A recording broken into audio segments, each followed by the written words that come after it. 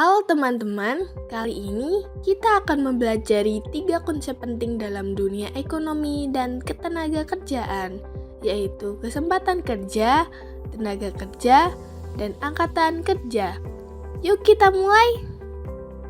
Kesempatan kerja adalah jumlah lapangan atau peluang pekerjaan yang tersedia di suatu negara atau wilayah bagi tenaga kerja yang siap bekerja. Kesempatan kerja dapat bertambah jika ekonomi tumbuh, investasi meningkat, dan industri berkembang. Sebaliknya, jika ekonomi melemah, kesempatan kerja juga bisa berkurang. Tenaga kerja adalah penduduk yang sudah atau sedang bekerja serta mereka yang sedang mencari pekerjaan. Umumnya, yang termasuk tenaga kerja adalah penduduk berusia 15 tahun ke atas. Tenaga kerja terbagi menjadi 2 kelompok, yaitu angkatan kerja dan bukan angkatan kerja. Contohnya, pelajar atau ibu rumah tangga yang tidak bekerja termasuk bukan angkatan kerja. Angkatan kerja adalah bagian dari tenaga kerja yang sedang bekerja atau aktif mencari pekerjaan. Artinya, angkatan kerja mencakup 2 kelompok, pekerja dan pengangguran terbuka. Halo teman-teman, coba deh lihat sekitar kita. Semua orang sibuk beraktivitas. Ada yang berdagang, bekerja di kantor, atau mengantar pesanan. Nah, semua aktivitas itu ternyata punya kaitan erat dengan satu hal penting, yaitu ketenagakerjaan. Tapi, apa sih artinya? Ketenagakerjaan mencakup proses seseorang mencari kerja, bekerja, hingga setelah masa kerja berakhir. Semua itu adalah bagian dari sistem ekonomi dan sosial. Kenapa sih ketenagakerjaan itu penting? Karena ketenagakerjaan berperan besar dalam pertumbuhan ekonomi, pemerataan pendapatan, dan kesejahteraan masyarakat. Jadi, semakin banyak orang yang bekerja dan produktif, maka semakin maju pula negara kita. Nah, jadi teman-teman, ketenagakerjaan itu bukan cuma soal bekerja, tetapi tentang kontribusi dan semangat berkarya untuk bangsa. Setelah memahami pengertian ketenagakerjaan, langkah selanjutnya adalah mengenal berbagai jenis-jenis tenaga kerja. Setiap orang memiliki peran penting dalam dunia kerja. Nah, dalam ekonomi, tenaga kerja bisa dibedakan menjadi beberapa jenis, berdasarkan sifat, kualitas, fungsi, dan hubungannya dengan produk. Pertama, berdasarkan sifatnya. A. Tenaga kerja jasmani. Tenaga kerja jasmani adalah mereka yang bekerja dengan mengandalkan tenaga fisik, misalnya sopir, montir, atau tukang bangunan. B. Tenaga kerja rohani. Tenaga kerja rohani adalah mereka yang lebih banyak menggunakan pikiran dan ide. Contohnya, direktur, dosen, penulis, atau peneliti. Kedua, berdasarkan kualitasnya. A. Tenaga kerja terdidik. Tenaga kerja terdidik adalah mereka yang memiliki pendidikan tinggi dan keahlian khusus. Contohnya, guru, dokter, atau arsitek. B. Tenaga kerja terlatih. Tenaga kerja terlatih adalah mereka yang memiliki keterampilan hasil dari pelatihan atau pengalaman kerja, misalnya montir, sopir, teknisi, atau juru masak. C. Tenaga kerja tidak terdidik dan tidak terlatih. Tenaga kerja ini tidak memerlukan pendidikan atau pelatihan khusus, contohnya tukang sapu, buruh, atau tukang parkir. Ketiga, berdasarkan fungsi pokoknya dalam perusahaan.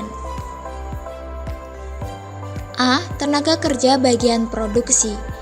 Tenaga kerja bagian produksi adalah mereka yang bertugas menghasilkan barang atau jasa. Contohnya, operator mesin atau tukang las. B. Tenaga kerja bagian pemasaran. Tenaga kerja bagian pemasaran adalah mereka yang bertugas mengenalkan produk dan menjualnya kepada konsumen. Contohnya, staf marketing, kasir, dan sales. C. Tenaga kerja bagian umum dan administrasi. Tenaga kerja bagian ini bertugas mengatur keuangan, personalia, dan administrasi perusahaan agar kegiatan berjalan lancar.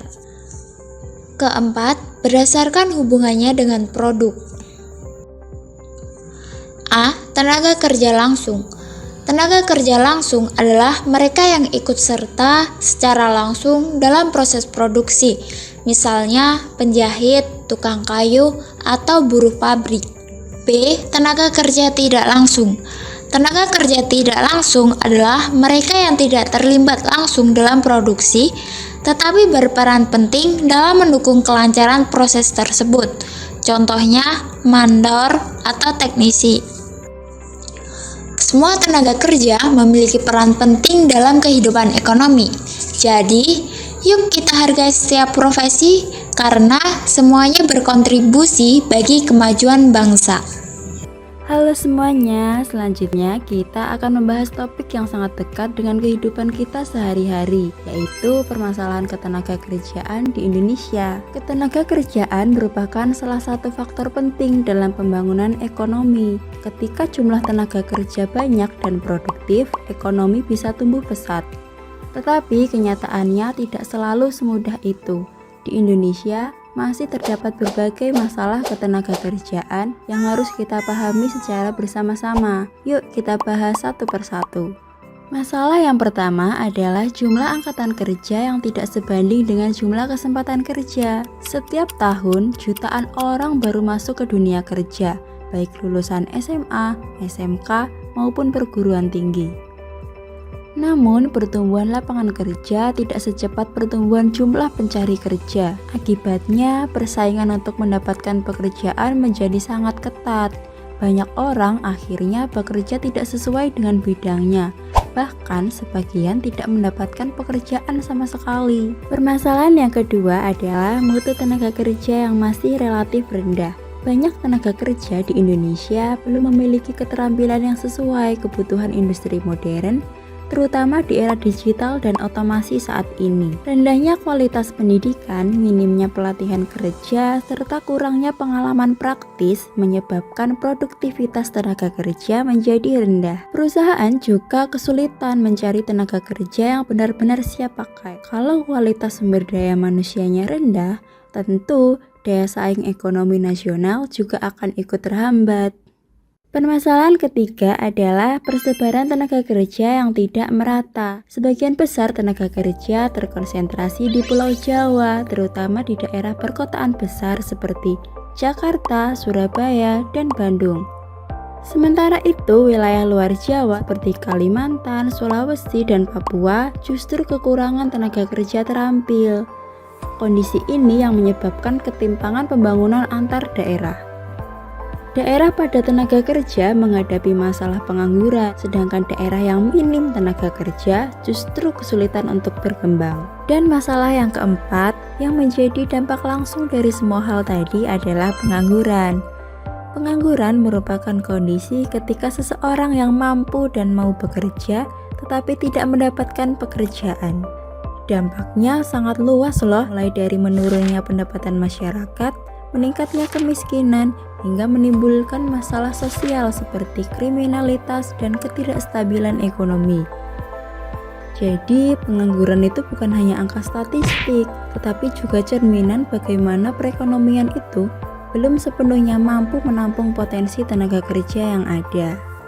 Nah, jadi itu tadi pembahasan yang bisa kita simpulkan bahwa permasalahan ketenaga kerjaan di Indonesia itu meliputi 4 hal utama. Jumlah angkatan kerja yang tidak sebanding dengan kesempatan kerja, mutu tenaga kerja yang masih rendah, persebaran tenaga kerja yang tidak merata, serta tingginya angka pengangguran. Lalu, apa saja solusi yang bisa dilakukan untuk mengatasinya? Yuk, kita lanjut ke bagian berikutnya yang akan menjelaskan mengenai solusi atas permasalahan ketenaga kerjaan di Indonesia.